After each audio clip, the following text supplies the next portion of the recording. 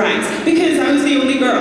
And there was, so Matt used to hide in my trailer. This was his thing. I would walk in, and then I wouldn't know that he was like hiding in a corner, and he would just jump out really aggressively, screaming absurdities. And it was really scary. Yeah. And then one time he really took it to the next level, and he like found this really abnormally long shoehorn that was just in my room for some reason, and he jumped out and like was waving it around, and I remember like sliding down the wall, half crying, half laughing. It's enough to scar a person. Yeah. And then we play a game called the Uncomfortable Touch. Oh, classic! Which is a classic game. Some of you may have heard about it. Whoa. I'm doing it right now. Right now. But like actors that would first come on set, we'd go, hey, morning. This is Karen. Nice to meet you. Are you having a good day? Of course. We do it with like loads of people, and sometimes this is really bad. I'm sorry to even admit this. Sometimes, no, actually. No. Sometimes. There's been 2 occasions in Calgary actually where we've done it in the dual photo ops. Oh no. And like, I'll trying to turn up, and I'll just go on top of my it's just unnerving. Yeah, it's really. Or gapping. Gapping's a fun thing. Yeah, gapping's a good one. Gapping. In the photo op. Yeah. I'm sorry. So, looking forward to seeing you all at the dual photo ops. We get some really good Christmas card material out of that one. Oh yeah, classic. The thing is, on a film set, you sort of have to pass the time. We do a lot of dancing, sporadic, like just I'm quite good at dancing. Sporadic, angular movement.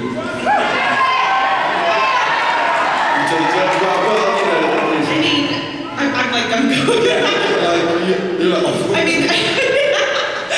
just a subtle. But that's what it would be. It just sort of go like.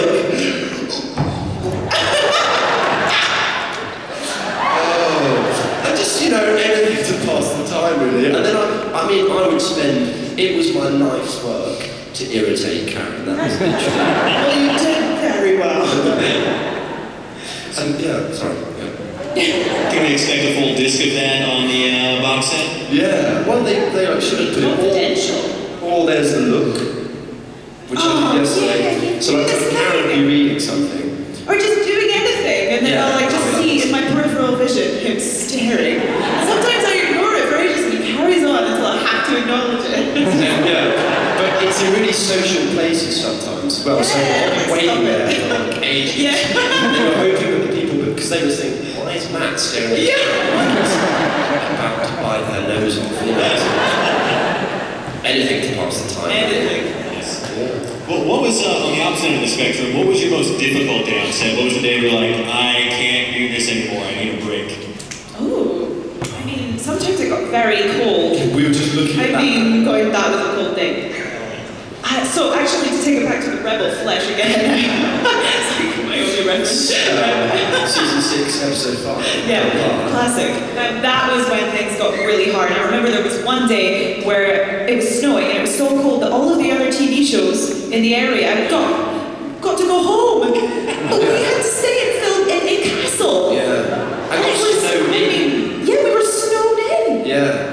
And we just had to carry on and act as if we weren't like... Yeah, and castles are basically big fridges. Yeah. Stone walls, it was crazy. Yeah. So that was difficult. And also just maybe doing our last moments in the roles were going to be difficult. I remember doing that scene where I was leaving. Oh. I remember just turning around going, is this rubbish? Tell me this is rubbish. Just like seeking some sort of like verification. No, it wasn't rubbish, you were great. Oh, thanks.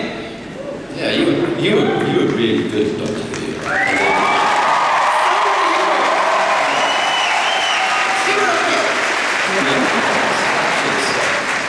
And what about you, Matt? What was your most difficult trying day? Oh, wow. It was just really troubling. In the morning in makeup, and I'd sort of look to my right and see Karen with no makeup sleeping in the chair. like this. By the end of the shoot, they allowed me to be horizontal in the chair, like recline it so far back that I could just be in bed. And in this big weird dressing gown. It's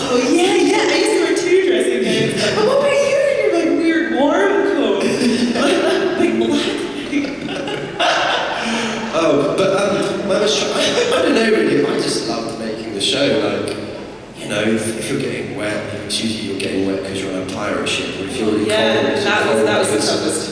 you're outside fighting aliens. So it was, I don't know, man. I just had a good time, and it was cold and tough at times, but it wasn't like I never not wanted to be there. Yeah. Well, on that note, what was your best day on set? Blimey, I mean, so hard. It's 4 years. I think the best thing that you can take from set is just, you know, the memories and the stories that we have, and and we always say like there's nothing quite There's like great moments, like, probably from each day. yeah. Each day is like a total laughter. Like, I'm just really fortunate that me, Karen, and Arthur got on so well. We just laughed all the time. laughed our way through it. Yeah. Which is good. Which is what. But then the other actors would come in for the episode and be looking at us like we were crazy. Yeah. But we were like touching them on the knee. I mean, I have no idea why they thought that. It's just perturbing, isn't it? Yeah. But they sometimes would reference it. Anyway. Now, obviously, the language on the show has to be very precise because a lot of times the Doctor has to explain some very high concept stuff very quickly. But did they leave room for improvisation at all? Oh, it's not really that sort of show. Although, actually, to be honest, in the last episode I shot, I was improvising more and more, and that's actually something I wish I'd done before. But Stephen's writing is really precise, really quickly, and I mean, even if we didn't get it totally precise, I remember we had to go back a couple of times to reshoot it. I remember I delivered a line wrong once that was going to mean something in like 4 episodes time. So it's like you just don't even know the tiniest things are going to become something really important. Yeah. But we had like the realms in which we could sort of mess around. Yeah. Like Matt would jump in baths and stuff just like on the spur of the moment. Yeah. Just like that's the amazing thing about that character. You walk into a room, you go, you can do anything. I can do anything. Yeah. And that's an amazingly sort of liberating feeling as an actor because you can take it anywhere. And I don't know, and it was I look back on it with such fond memories. Me too. Now, Karen, I have to wonder, you're going to be in another gigantic sci-fi film very soon.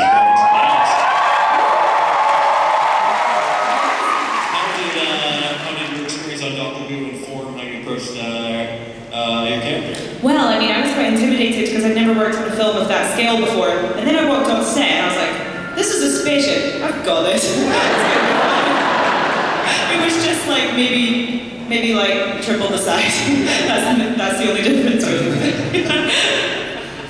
Now, something else I just realized is that after you left the show, you both shaved your head. Was this something you talked about in advance? That's really funny, actually. Yeah. It was one day in group therapy. I mean, that's really funny that we both shaved our heads. Yeah. Stephen Moffat was really angry about it. Even though Karen wasn't working on the show, he was really angry that she had to shave her head. No, just because we got jobs where they were like, shave your head. Yeah, I mean, it was just a weird coincidence. So it meant that the last moment that we had together in those two characters, we were both bald, which would make for a very different scene had we not been wearing wigs. Like, good night, but totally bald. Unnerving. I used to just know that underneath that hair. Say though! Yeah. Was it difficult to keep it a secret before Comic-Con that she had shaved her head? What, the Karen shaved her head? I don't know. Was it difficult? Was it me? Well, both of you. Did you know that before Comic-Con? Oh, what? She revealed it? Oh, yeah. Blimey, yeah. Oh, yeah, because I had a thing up going, I'm gonna shave my hair. But I mean, I didn't really think about keeping it a secret. It wasn't a secret until on the day when somebody was like, it would be really funny if you pull your wig off on the panel. And I was like, this is gonna look like a huge, like, attention-seeking moment. But okay, I'll do it here. And then me and Chris Hardwick planned it together. So it wasn't like a big strategy by any means. Nice. Well, now we're going to open things up to fan Q&A, so if anyone has a question. Cool. Yes, you there. Hi. Is there a microphone up? Did I jump the gun on this? Hello. Oh, right up there. Are beautiful. So Oh, thank you! my question is, on the girl who waited, how play your older self, knowing the emotion that you had to go through? Well, yeah, it's always a weird thing to play an older version of yourself or the character that you play all the time, because it's like, how do you do that? Realistically. I remember finding that really difficult. Trying to differentiate between the performances. I can't remember what the choices were. But it was really cool, because when do you ever get to do that? And I find out that I don't age that well, so I've started being more healthy. Doing the look again. Thank you. Yes, you there. Hi, this question's for Matt Smith. It's about the movie Room that you were in like 4 years ago. Was she a green? Oh yeah, Yeah, I was wondering, what was it like to film that really awkward sexual scene with her that's like really controversial? Yeah. And did you make your mom watch that scene? Yeah, my mum's not really into that film. It's quite a mad, weird film, isn't it? It's like sort of long and very appealing, but it was cool. Like, she's an amazing actress, and there was this sort of cool, crazy Hungarian director called Benedict, who was really nice.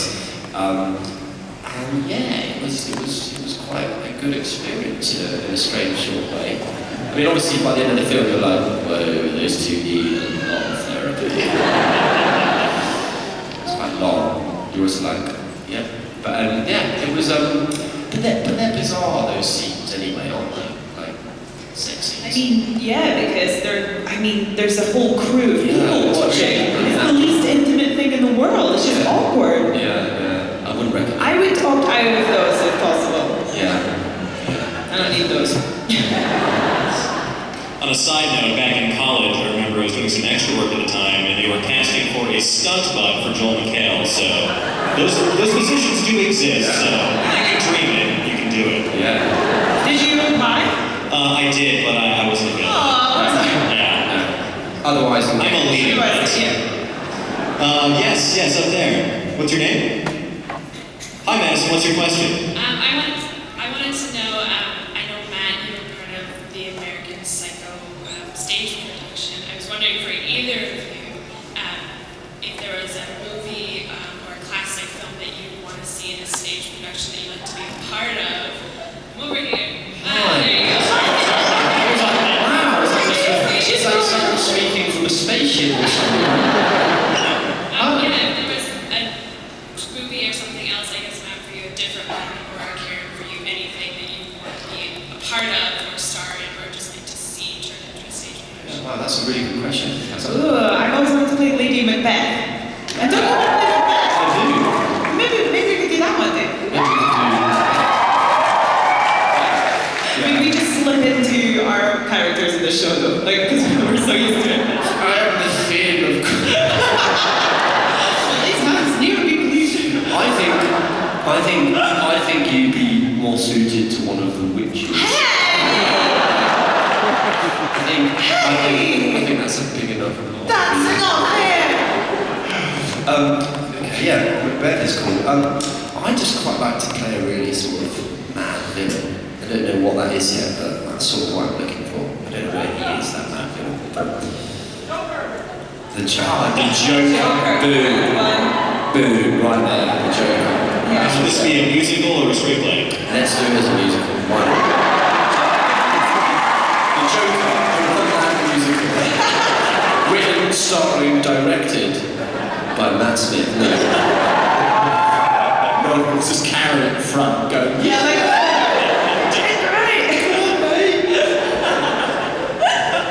Yes, you there up on the left. What is your name and what is your question?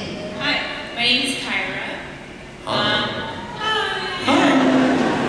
I was wondering, after playing the Doctor and getting to know his character and seeing how he sees the world, did it change the way you yourself see the world?